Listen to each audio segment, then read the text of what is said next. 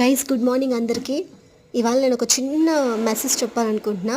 నేను యూట్యూబ్ ఈ మధ్య స్టార్ట్ చేసా. ఇది ఎంత దాకా వీడియో రీచ్ అవుతుందో నాకైతే తెలీదు. అట్లీస్ట్ నా సబ్స్క్రైబర్స్ అని ఈ వీడియో విని రియలైజ్ అవుతారని నేను చెప్పాలనుకుంటున్నా.